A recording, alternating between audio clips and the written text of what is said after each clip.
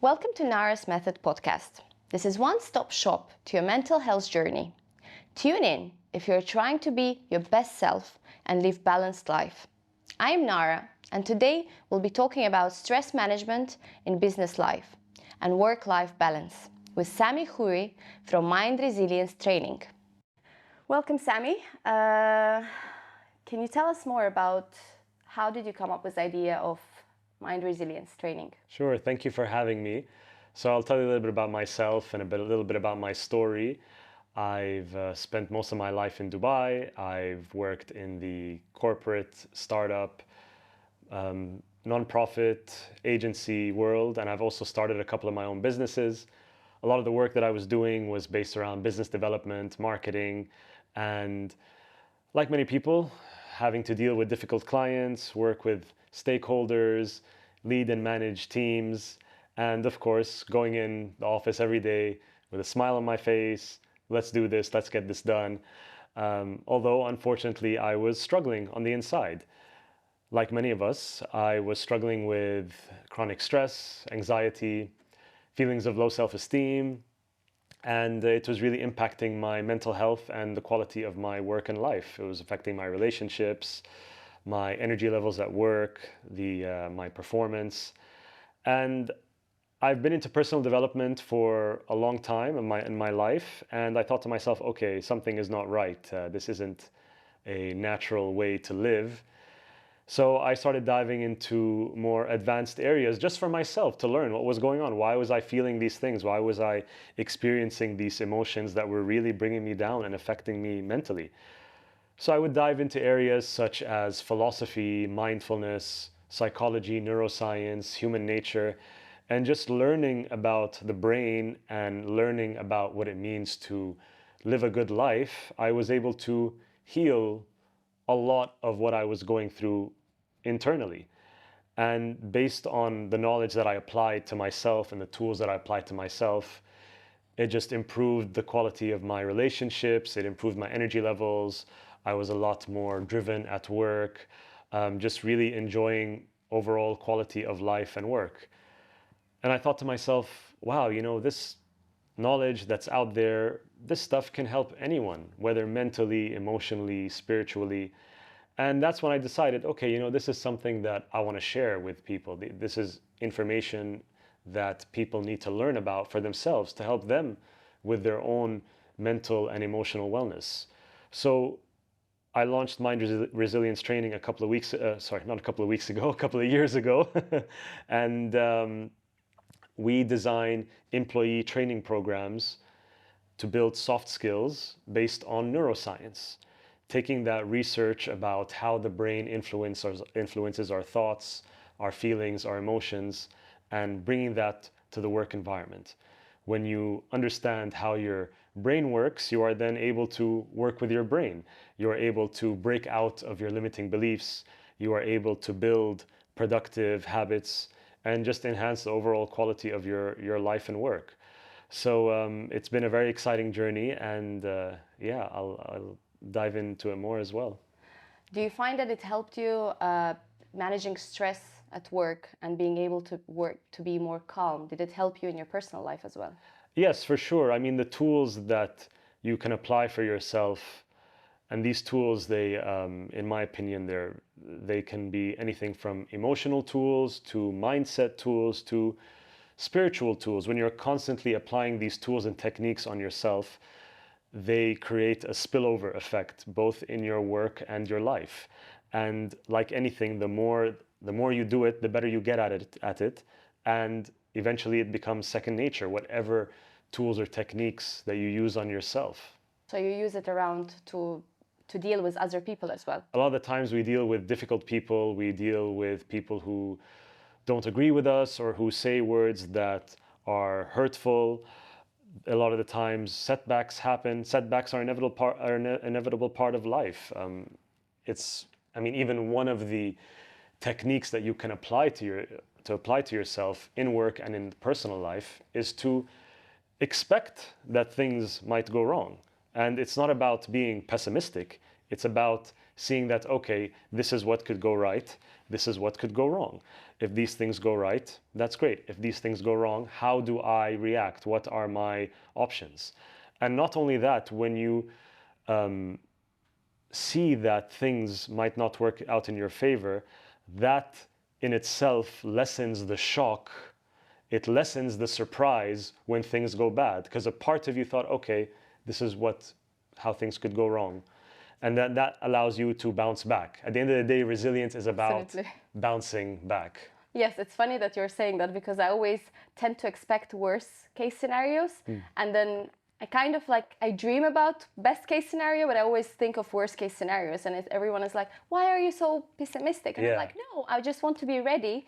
If anything doesn't go the way I imagined it to myself, I would like to be ready to not be disappointed, at least. To be like, oh, it's okay, I expected that. Kind of to give yourself pat on the shoulders, I expected that. It's just it's okay. It happened, and it just didn't work out the way I wanted it to work out. So it's okay. Absolutely. And again, it's just about thinking what could go wrong without really getting emotionally invested in what could go wrong. So for example, I'm coming here today on this podcast and I'm excited. I want to talk to you about these things. But then in the back of my mind, maybe I will think to myself something like, okay, maybe there's a last minute, something last minute came up and we'd have to cancel. If that's the case, that's just fine. It's not the end of the world. So we were resilient. We were prepared for it. Yeah, exactly. It's just having really that. It is also having a positive attitude that even when things go wrong, at the same time, it's having a belief that I can handle whatever comes my way, which is also something that we can talk about. Yeah. It absolutely makes sense. It makes sense. Yeah. It's just funny how the way our brain works. How would you recognize, if let's say I'm a person, I have issues, we all have issues. How would I recognize that I need stress management? Well, first of all, so what is it that causes stress and anxiety? It's usually when people are not very polite to us, they're disrespectful to us. When events don't go our way, maybe you didn't get that job promotion, maybe you got rejected when you were applying for work, and also when we lose objects, or when objects that we own, which are important to us, when they break or they go bad. Objects, people, events. Those are the things that are the source of a lot of stress and anxiety. So first of all, you have to ask yourself, what is happening to me, for example, when, let's say, I did not land the client that I wanted to land. Whether you're an entrepreneur or whether you're in the business world. Naturally, emotions will come along, they will come on, and you have to see, okay, what are the emotions that I'm experiencing? Sadness? Is it feelings of insecurity? Is it self-doubt, imposter syndrome, whatever it is? The first step is always awareness. What am I feeling when things don't go my way? What am I feeling when I did not attain what I hoped to attain? Then there's the emotion. Then after that, what is the behavior? How am I reacting? Am I lashing out at people? Am I staying quiet to myself? Am I suppressing it? Am I overthinking the situation? Am I exaggerating my thoughts? So you look at the emotions and the subsequent behavior of that. And like anything, if a certain negative behavior persists, it will affect you mentally, it will affect you physically, it will affect your emotions where they start building up like a storm. Eventually, you have to see, okay, what's happening to me in this situation? If I am unable to regulate these destructive emotions, if I am unable to rein in my overthinking, that means I am experiencing stress. And if I can't control it, the stress is going to get out of control if I'm not careful. So that is the first thing where it's like, okay, I see what's happening to me. I feel the sensations of what's happening.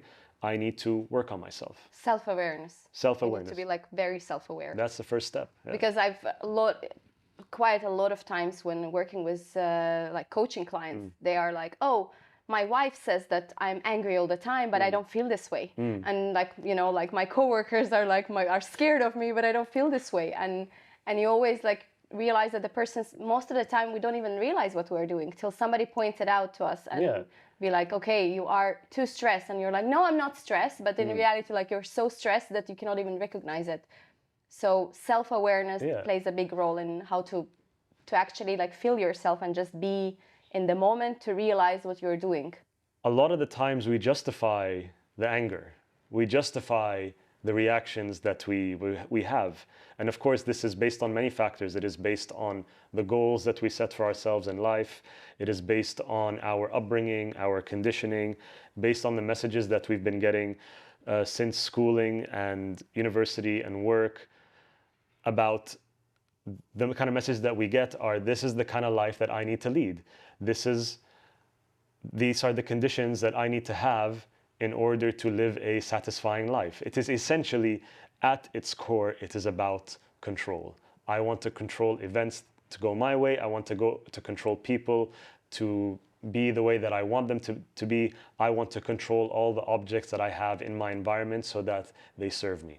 When I am unable to control these things, that is when we get those pangs of anxiety and stress, because we believe that we have to control. Yeah, absolutely. Absolutely. I can very much relate to that, because that's how I feel. That's when I realized that when I'm I'm just losing it, I realized that I'm just out of control right now. And that's why I cannot regulate myself, because I'm feeling like, oh, something is happening that I didn't plan for. So that's it. Yeah. It's done. How do you manage it for yourself? I'm assuming like you had challenges yourself as a person when you couldn't control, or you were in this state when you were out of control and your emotions were out of control and your behavior was out of control. How were you regulating yourself? One of the things that I learned that really helped me regulate my negative emotions or my damaging emotions or my overthinking, what I learned is that and we're moving a little bit here into the science side of things, that our brain and body have neurons, what are called neurons, which are nerve cells, which are essentially instructions or a channel of instructions that our brain sends to our body. The brain sends instructions to our body, the brain sends instructions and messages to itself. For example, you want to step into your car and drive to the office. There is a connection that instructs you on, this is how you get into your car and follow the road and arrive at your office. You want to put your hand in your bag to pull out your purse. There is another connection in the brain that says, this is how you pull your purse out of your bag. There are also connections for your thoughts and your emotions. Your thoughts and emotions are not fairy dust. They actually have an existence in your mind. So for example, if you tell yourself that, oh, I'm not a confident person, I'm not a confident person, I'm not a confident person, there is a connection in the brain. There is a set of instructions in the brain that says you are not confident. And the more that you exercise that connection, the stronger it becomes. So then let's say after that somebody comes up to you and says, oh, we'd like you to give a speech today in front of your coworkers. Then you say, oh no, but I'm not confident, I can't do it. You fall back on that. So this notion also applies to a lot of the ways that we think and feel. It applies to the thoughts that give us anxiety. It applies to the stories that we tell ourselves that result in stress. The more that we tell ourselves these stories, the more these mental muscles are strengthened, and therefore the more likely you are to suffer from stress and anxiety. So that was one of the big learnings for me, is that, okay, I can literally rewire my brain. I can literally hack into my mind to change the wiring where instead of being a victim, I am empowered. I am empowering myself instead of victimizing myself. And for me, that was a huge transformation. That was the beginning of a very long journey. Because we tend to believe that everything happens to us. Exactly. It's not that we're in control of how we react to it, because that's what matters at the end of the day, how we react rather than what happens to us. Because so many things happen to us during the lifetime, but we always react different way depending on where our maturity level is and how self-aware we are. Exactly. And I mean, this is also one of the tools that I always talk about and train on. It's called the Dichotomy of Control. And it's actually a very ancient tool. It's a tool from Stoic philosophy, which is a philosophy from ancient Greece. Stoicism is pretty much ancient personal development. And there's this tool that they discuss, which is called the Dichotomy of Control, which is understanding what is within your control, what is not within your control, and then shifting your focus and your energy to what is within your control. What's not in our control? Traffic, the weather, things that happen in our job, the marketplace, the economy, people's behavior towards you, people's words towards you, people's opinions towards you. Are those things really in your control? Not really. So what is within our control? What is within our control is how we decide to respond. It is our words, it is our actions, it is our opinions, it is our opinions of ourselves, it is our opinions of the events that happen to us. And that in itself is, again, it's a tool that is still being used today by many therapists, coaches, personal development trainers, and it's a very effective tool because at the end of the day, like we were just talking about, you start to build a new mental muscle. Yeah. I mean, again, I've been using this tool so much where I don't even realize that I'm using it anymore. Just something happens, I'm like, okay, oh, that's not in my control, or actually, this is in my control. This is in my hands. This is how I can react to the situation. And it's just become this natural way of being. And it takes work. It does. It Yeah. does. It's a lot of mental work Yeah. to do it. Yeah.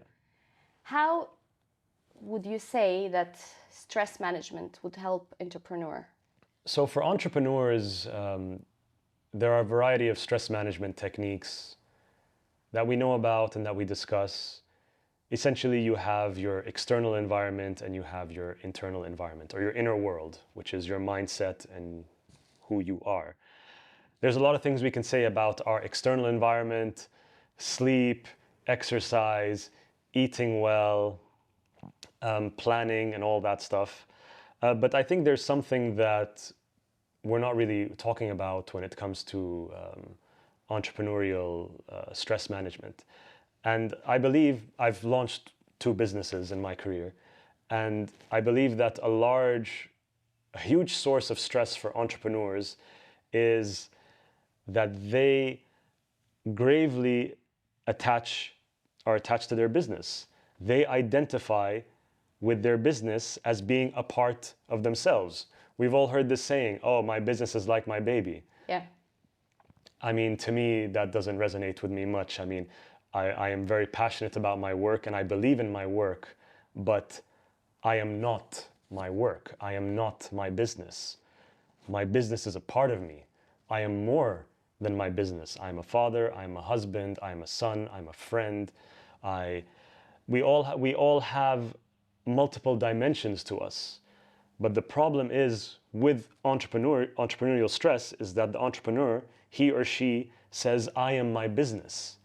And then based on what happens to my business, that happens to me. Yeah. I will feel good if my business goes up. I will feel good if my business goes down. I will feel bad if my business goes down. It's natural to feel these feelings towards your business, which are going up and down, but at the same time, we cannot define our self-worth by our business.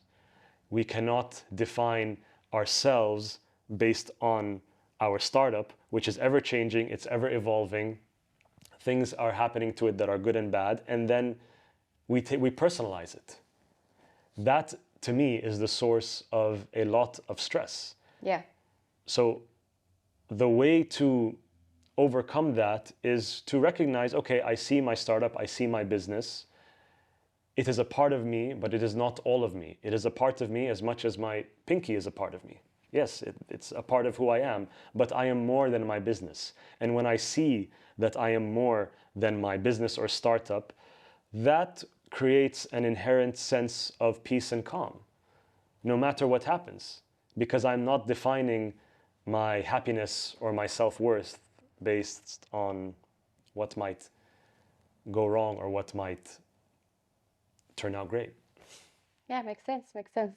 another thing that I would really ask for myself, actually, that's something that I would wonder for myself, Yeah, for how sure. to do that. When something in the business, when it's your business, you think about it in a very different way when it's rather than when it's your job, Yeah. right? It's that all your life depends on this business that you have, kind Yeah. of. That's Yeah. the mindset that we Yeah, have. yeah.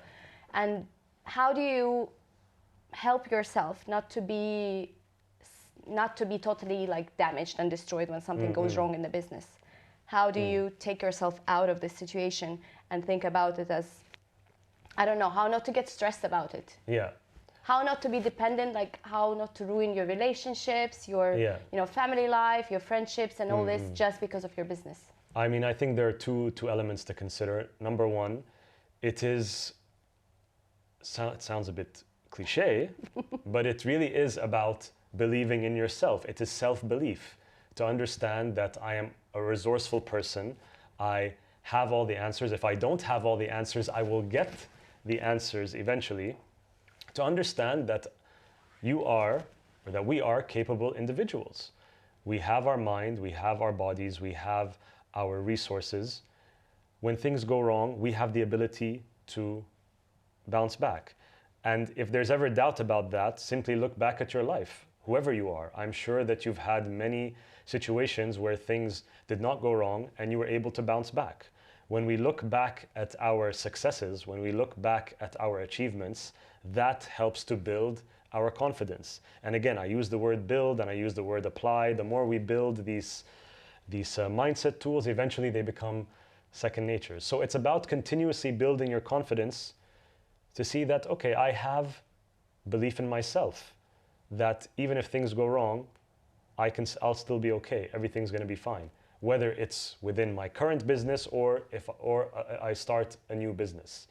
It is about looking at the possibilities that could arise.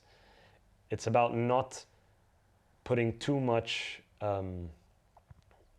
emphasis on the success of your business. And it's a bit counterintuitive, but you'll see, even our business heroes, our sports heroes, they adopt a similar mindset that, okay, I'm going to do the best that I can, but at the same time, I'm going to let go. It's almost about being like an archer. An archer constantly focuses on his bow and arrow and how to hit the target. But once he lets go of the arrow, it's out of his control. And that is also a mindset or a mental muscle, to let go of things once they're out of your control.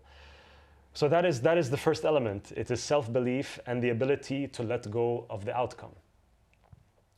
The second thing, because you talk about dealing with people, relationships, family, friends, it is also about your integrity. And your integrity is dependent on whatever your morals are, whatever you believe is right. It is about knowing your values, knowing what works for you as a human being, and living through these values. And that in itself is a form of resilience. When you are able to live by your values, that gives you the strength to weather the storms. So when things go wrong, you always look back and say, but I acted out of my values. I was acting and behaving based on my morals, on what I believe is right. And when you do what you believe is right, obviously taking into consideration the consequences and how that affects people around you, that really lessens the stress levels. Okay. What do you think about what I'm saying? Interesting. Interesting. Yeah. It sums up it well. I never thought about it this way. I never thought about it in a way that there are things that are out of my control, because I would identify as a control freak, Yeah. I would say. I really like everything to be under my control.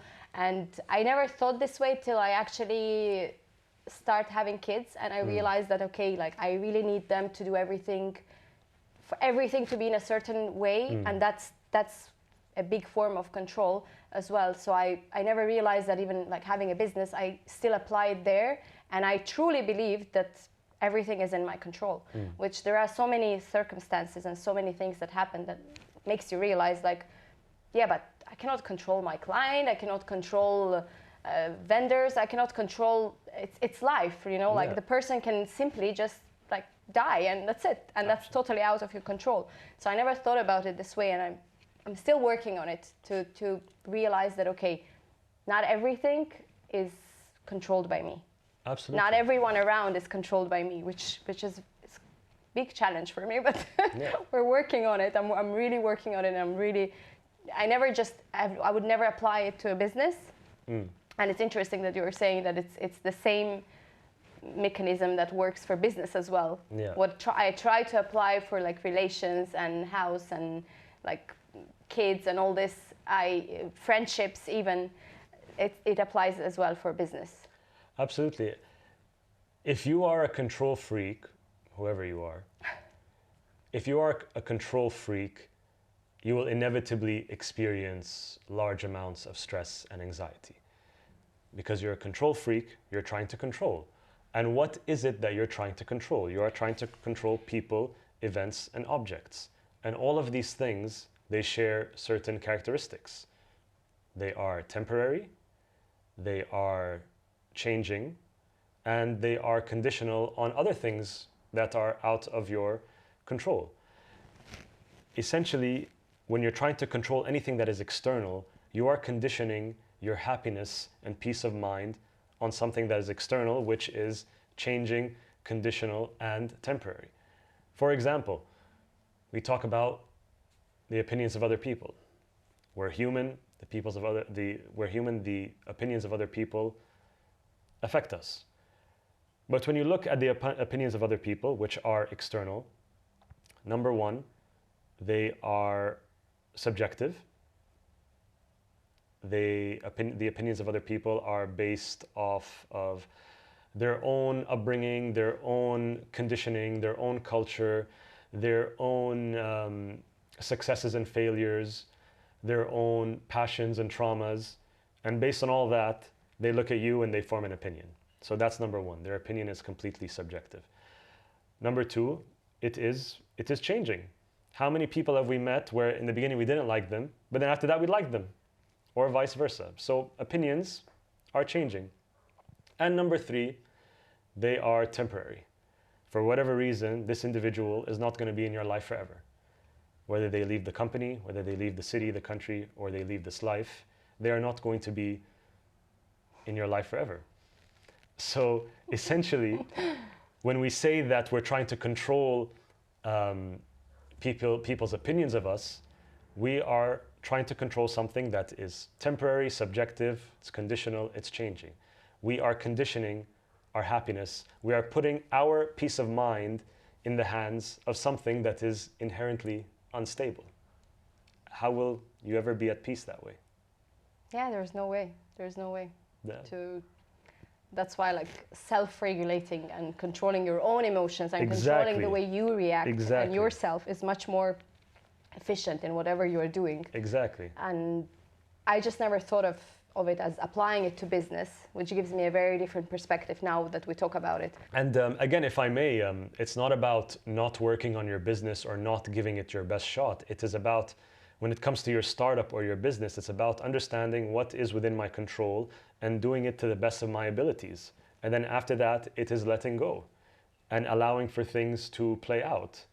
And I mean, also, if you look back, haven't you had moments where you decided to stop chasing after something and then it just fell in your lap?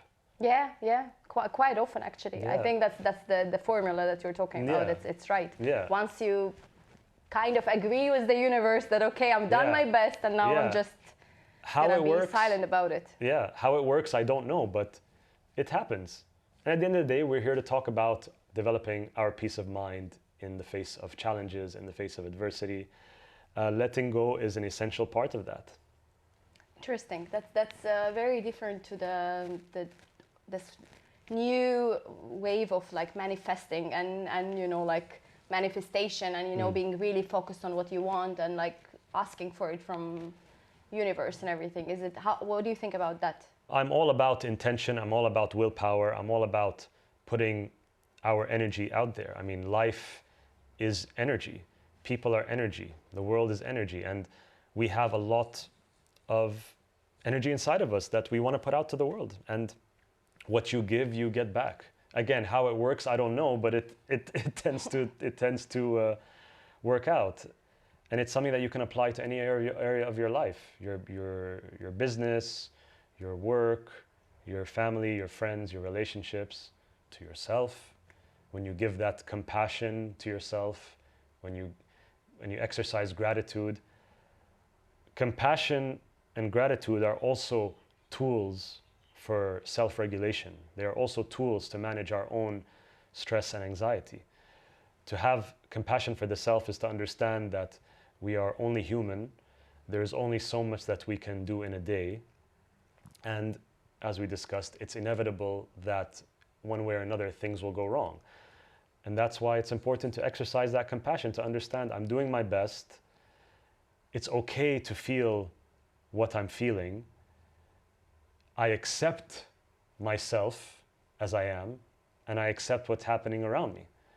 When you exercise that compassion, that again, it's like a soothing medicine for you. Then there is gratitude. Gratitude is a huge tool. It is completely, I think, I think gratitude is very underestimated. Gratitude to what we have in our life, gratitude to our friends, our family, our loved ones. Being grateful for the body that we have. Simply doing that. If you're not grateful for anything else in your external world, at least be grateful for your body. Imagine if you lose a thumb. Just imagine how different your life would be if your thumb one day disappeared. Your life would be very difficult. Yeah. So simply by exercising the gratitude, in this case of my body, I have my hands, I have my legs, that also creates a feeling of calm and balance within you. It just naturally creates that. How would you mentioned that you have a daughter, she's still very young. Yeah. How do you talk to her to be able to deliver the message so she has less conditioning, let's say, than we had? Yeah. Than you think that we were conditioned by our parents, by society, by religion and so on. Yeah. How do you talk to your daughter for her to have less conditioning? Yeah. How do you do that? So when it comes to raising my baby daughter, I implement a lot of the stuff that we talk about, but I don't do it in the same way because, we're adults, so I can be more blunt and straightforward. But I impart the same lessons in the context that it's in. So for example, naturally, our children will get sick. Naturally, they will fall over, they will hurt themselves. And so whenever my daughter is feeling hurt, I will always tell her, biruh al-wawa. The wawa is going to go, the hurt is going to go. Yeah. And so that's my way of saying that whatever uncomfortable sensation you're experiencing now, it's not going to be there forever. It's going to pass. It's going to pass. So I'm not suppressing what she's feeling. I'm not telling her, oh, no, don't cry. Tell her it's okay. biruh al-wawa. It's okay. The pain is going to go. And eventually, I hope that becomes her own mental muscle where when she inevitably experiences pain, she knows, okay, this pain is going to go. It's not going to last forever. So you recognize that the pain is there, and then you just explain to they're small right now, so but you explain to her that there is an end to it. Yeah. Which is a very good way of, in general, I think, experiencing pain. Yeah. I always bring an example of a pregnancy. that it's gonna finish, and when it's done, it's gonna be a lot of pain, but it's all just temporary, and it's gonna be 24 hours, 12 hours. But once it's done, it's done. There is an end to it, which gives you some sort of peace that that it's gonna end. Yes, it's there. It's inevitable. It's gonna be there all the time, but it's there is a period of time when it's going to be there, and once it's done, it's done. Yeah, it's exactly. Over. Absolutely. That's a technique in itself, that whatever discomfort or unpleasant feelings that we have in the moment, we recognize that, okay, it's not going to be like this forever. Not to be condescending about it, but to simply look at reality and say, okay, I'm not going to feel this way when I'm 90 years old. I Yeah. hope not. Yeah. But that eventually these Yeah. feelings will pass. Yeah, that's great. That's a Yeah. great way of doing it. It's all about remembrance. It's all about reminding yourself of these perspectives, reminding yourself of these empowering ways of seeing yourself, reminding yourself of these tools. And the more that you apply these tools, eventually it builds these new mental muscles and becomes second nature. It's nice to think about it, like we are trying, like I think we as a generation, we're trying so hard to make sure our kids have less of traumas, less of conditioning, much less of any conditioning than we had. So it's nice to be again in control. Yeah, yeah. And, which we do our best. That's one place where I know we don't have any control of. Yeah. Like we do our best with our kids, and I would say, like, if somebody thinks that business is their baby, that's how they think about it. That's how they should think about it too. Like we do our best, but then the outcome is really depends on so many other factors that are not in our hands. So we raise our kids to our best, but then we don't know that there are so many other things that are gonna change them and make them to become whatever they will become. It doesn't mean that we made them this way. Absolutely. And at the end of the day, in this human experience, there are some things that we have to control. There are things that are inevitable that I have to control. My safety, I have to control that there is income coming in. I have to control that we are living in a healthy environment. But then at the same time, we have to look at, okay, what are the things that I'm trying to control, which I cannot control, or that actually don't really add much value to my life? Why am I trying to control them? Am I trying to control them for my own ego? Am I trying to control them so I feel better about myself?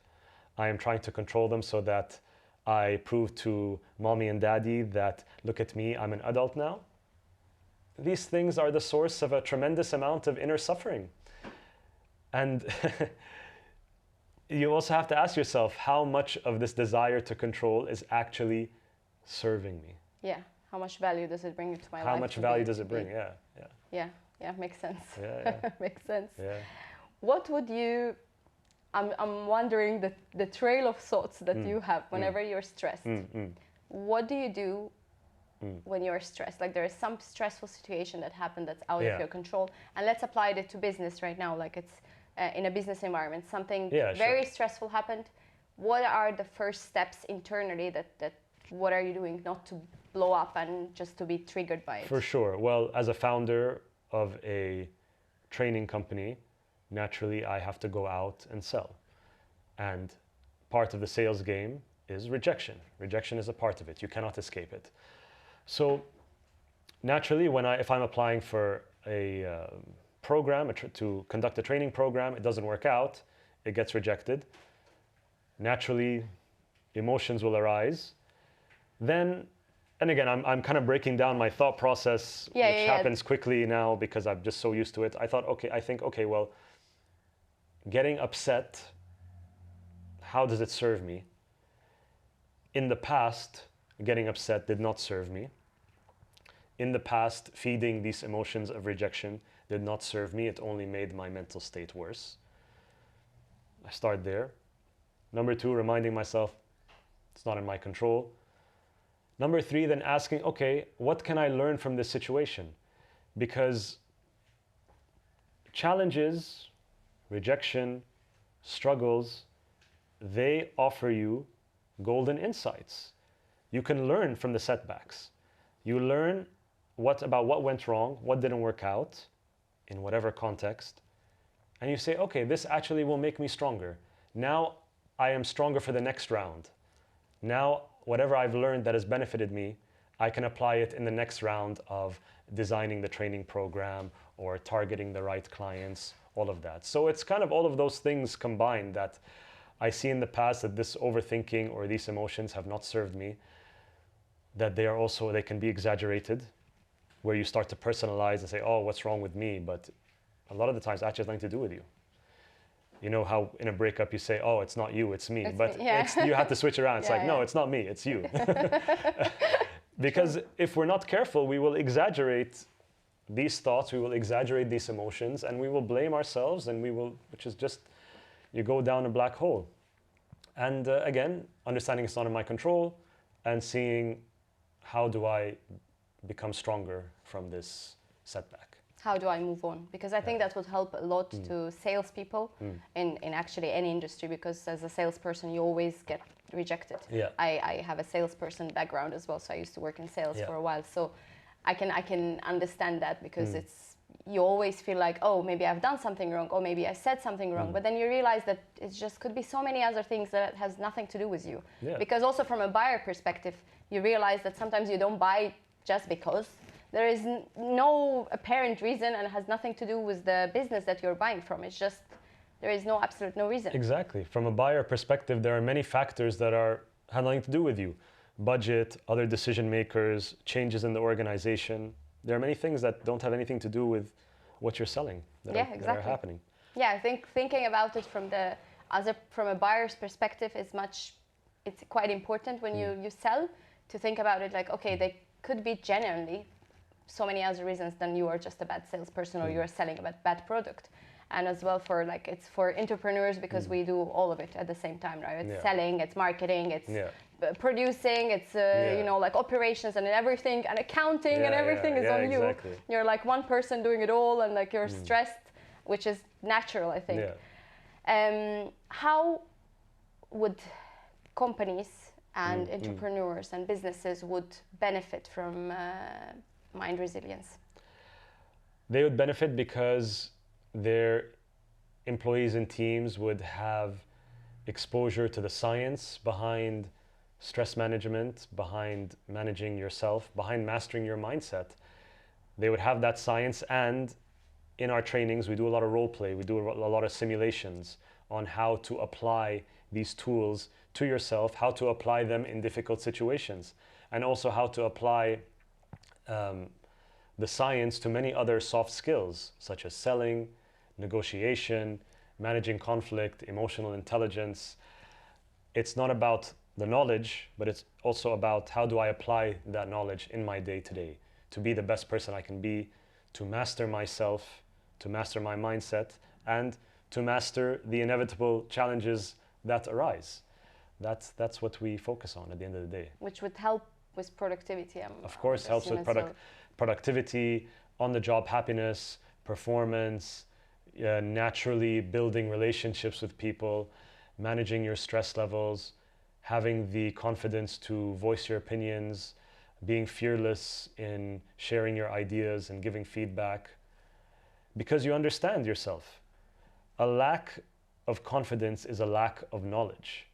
When you have knowledge about yourself, you have the confidence. You have the knowledge about how your brain works. You have the knowledge about how your desires and your conditioning affect your behavior. You have the knowledge of how the individual in front of you, how their brain works, and what it is that you should say or should not say, so that you can create a better connection with them, and that you can better work with them and build trust. That confidence you open yourself up to the world. You're opening yourself up. When you open yourself up to the world opens itself up to you. And things happen. Yeah. And I think it's quite important also in this part of the world where we have so many different nationalities and so many different backgrounds. And it's, when you just arrive here, it's quite difficult to, you obviously been raised here, and so you've been here all your life long. But for me, I arrived here 11 years ago, and it's a shocking experience, because you've never met this many people from totally different backgrounds. And each person needs their own, like the own way of dealing with them, because you just don't know anything about it, which is quite easy. Like back home, for example, for me, like in a mono nation, you know the culture, or like generic culture that applies for everything, while here it's not the same. It's like, you know, you always have to be like flowing, and you have to make sure that you are not offending anyone, and you are like, so being emotionally intelligent, which I think is the big part of the mind resilience. I think that helps you to be able to deal with anyone, because it's just how it is. Everyone is working on emotions. Absolutely. What is emotional intelligence? Emotional intelligence is being aware and understanding our own emotions and the emotions of the individual that you're dealing with, in addition to how to best respond to our own emotions and to respond to the emotions of the individual in front of you.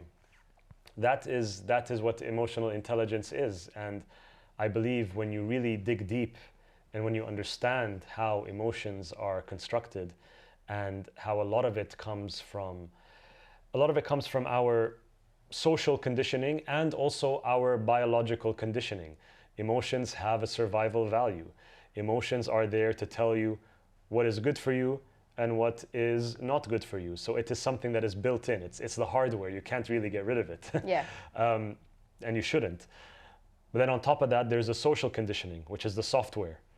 So the software and the hardware are influencing each other, and that produces your emotions. I mean, let's not go so far. Imagine that you had the exact same parents, but you did not grow up in Azerbaijan. You grew up in another country. Your emotional portfolio, let's say, would be completely different because of the experiences that you've had growing up in a different country as opposed to your home country. Absolutely. And see, again, even that knowledge helps us in our own emotional regulation, that understanding that, okay, you know, what I'm experiencing to a large extent is based on whatever experiences that I managed to have in life. Yeah, so that's why like our background, and as much as we try to get something out of our head, it's still there sometimes because of just the way it's social place where we have been raised and our parents. But I don't believe in blaming just parents in the way we were raised. It's just like one part of it is parents, but then there are so many other factors that were really involved in this. So it's not just that. It's not so straightforward and like simplified. And blame comes off as very self-righteous. Yeah. Blame absolutely. is pointing the finger and saying that it's your fault I feel this way. It is your fault that this is happening to me. That is, in a way, you're victimizing yourself. And to alleviate this feeling of blame, or to alleviate these feelings that you have, these negative feelings that you may have towards other people, is forgiveness. Forgiveness is huge. When you are able to forgive someone for what they have done, you are letting go a lot. You are taking a tremendous weight off your shoulders. You are letting go a lot of that poison that you are feeling inside of you because you've forgiven them for whatever they have done. And I believe it has to be genuine it has to be genuine forgiveness, not I forgive you, okay, I'm not talking to you anymore. It's I forgive you, let us come together again, let us be together again, because this is the nature of being human. We cannot live in this world alone. We cannot be separate from the other. We are all interconnected, and we have to, sometimes we may have to be with people that we don't align with or don't agree with, but if we can continuously practice that forgiveness, it's better for everyone. It's better for the person that you are dealing with, and it's better for yourself. Because I find like blame is the easy way out, right? You blame others, so you take the responsibility off of you. Yeah. So you're not responsible for anything that happened. It's just you always have somebody else that have done something wrong, and now here you are, end up the way you end up. So I find that the blame, like more than forgiveness, like the blaming somebody is just not taking responsibility on yourself and not being responsible for your life and for whatever happened to you, for whatever you felt, and just always finding somebody else who have done something to you. Because when you are like, I don't know, you reach certain age, I don't think our parents have anything to do with what we are doing with our life. You are maybe 20 while you're still living with your parents or whatever it is. In many cultures it's even later, but it's just a certain degree that they have done something, but then it's on you. Whatever you do with your life, whatever you decide to do, it's all on you. It's all on to you. take control of it and to do whatever you want with your life. And if you really are a control freak, then you should recognize that it is all on you, and that you can actually control yourself. You can control your thoughts, your behavior, your mindset, your emotions. So what I'm trying to say is that you can channel your control freakness. Exactly, you channel your control freakness to yourself. That's what I actually realized. yeah. That as much as I control others, I try to control myself, Yeah. which is weird. Like, just let it go. Yeah. It got better with years, but it's still, I think it's still there, the big part of it. Like, I get triggered when I realize that, okay, I'm out of control, and it could be something small, and that's when I catch myself and I'm like, okay, I think you are again like out of control, and you just are trying to catch up and to gain control back, which doesn't work every single time. And it doesn't benefit me in anything, and I'm sure it doesn't benefit anybody else in anything. It just stresses you out. Again, it is awareness. Awareness is the first step. How can you solve a problem if you're not aware of the problem? So it is awareness of your desire to control, and what are the consequences of this intense desire to control. After awareness, in my opinion, there has to be acceptance, where I accept. It's a two-way acceptance. I accept myself for as I am, and I accept the situations that are happening around me. After that acceptance, there is action, where now that I see clearly, now that I accept the situation in all its complexity and all its simplicity, what can I do about it? What's in my control? What's not within my control? How can I respond appropriately? How do I manage myself? All of that. Which is also it requires a lot of control from you. Yeah. But then you control, you exactly like you channel it, the control inside. Exactly. And you just internally try to control and regulate all your feelings. Yeah, exactly. And again, I mean, maybe when we are working on ourselves, it is also about the language that we use. It is also about the self-talk, which has a tremendous impact on our mental health and mental well-being.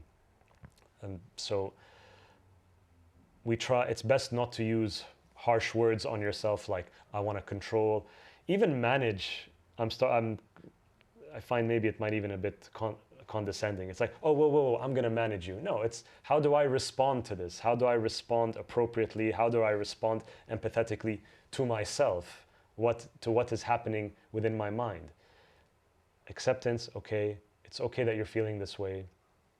Validate your emotions. And then understand, okay, what's in my hands? I think one of the words that I always use is sort it out. I'm going to sort it out.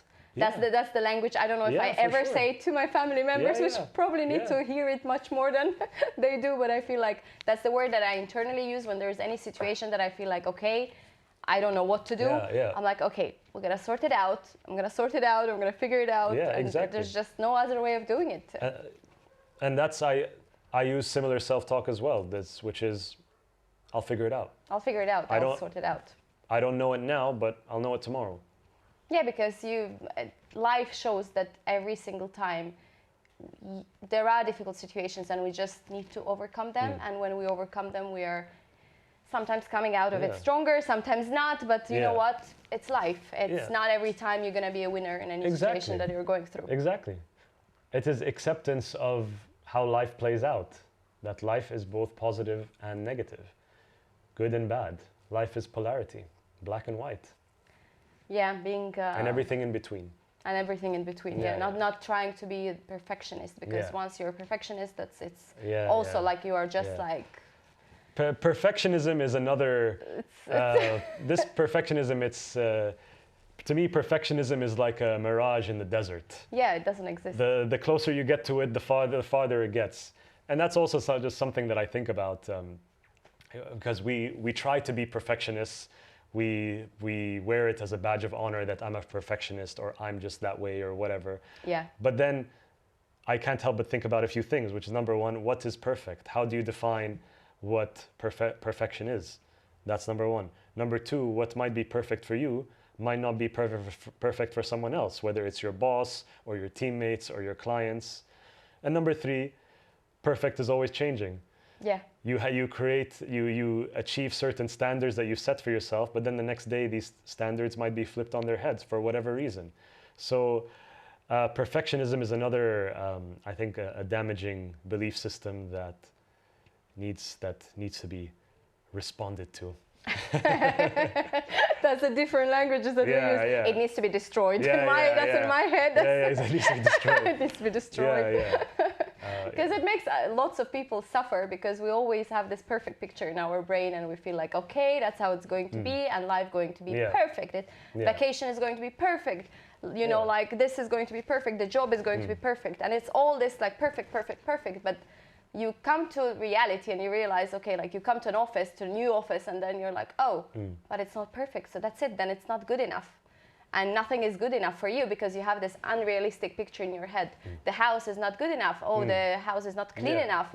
Kids are not well behaved enough. Like, you know. So there are so many things that we come up with, so many different scenarios that we make up in our heads for ourselves that don't exist in real life. And they don't exist for anyone. They do exist on social media though. And that's something that makes us believe like, oh, if somebody posted this picture and they're consistent with posting perfect life, oh, that means that's it, like it exists, see, like it exists. Yeah, exactly. And that's the proof for us to make it look like it exists. But then they also nobody posts their like every second of their life to show you that, oh, it was quite bad, and then like we chose like the most great looking scenario and we put it out there to make it look like we're living this great life. And again, I mean, social media is a part of our world, it's a part of our life now. But again, it's important to understand how social media impacts our mental health. And I like to go back to understanding ourselves, that the brain is naturally inclined to compare itself to others. The brain likes to compare. So when you're on social media, your brain is like, yes, I get to compare myself all the time, because when I compare, I am better able to, it's for survival reasons. Navigate life better. Navigate life. So, I mean, awareness of that tendency in the brain, that also helps you to kind of step back and pause and be like, okay, maybe I'm getting too much, I'm throwing myself too much in my social media and it's getting my brain wired. I don't need to be around this. And again, it's by understanding our biological and social conditioning. I think there's something that I believe in, that when you understand your biological conditioning and your social conditioning, you are able to overcome a lot of life's hurdles. So what would be the, let's say, 3 takeaways for people from mind resilience and from your experience and from your own experience on how to self-regulate and how to manage stress? I think the first thing is to know yourself, know who you are, know what works for you and what doesn't work for you. Again, there are lots of tools out there on self-development, mental wellness, emotional health. Some will work for you and some might not. So understand what works for you. For example, for a lot of people, journaling works. Journaling doesn't work for me. I mean, school made me dislike writing, so I don't like to journal. I like to exercise, I like to read, I like to do breathing. I know that stuff helps my mental health. Second thing is to learn about your brain and body, because what we see in ourselves today is a result of biological conditioning and our social conditioning. Biological conditioning is simply how our body is built. This is the machinery that we came with into this world. And there's the social conditioning, which are the messages that have been piled on us for a very long time, that are deeply embedded in our brains, in our unconscious. And that is influencing our thoughts, our emotions, and our behavior today. So read on that, study that stuff for your own self. And the third thing is to continuously grow. Embrace growth. Life is about growth. Embrace that desire to grow yourself, and you'll be surprised about what you can accomplish. Yeah, I'd say those 3 things. Well, thank you so much for joining us today, and it was a lot of knowledge for me, and thank you so much for sharing your experience and your knowledge in this field. Thank you so much. I really appreciate you having me. Thank you.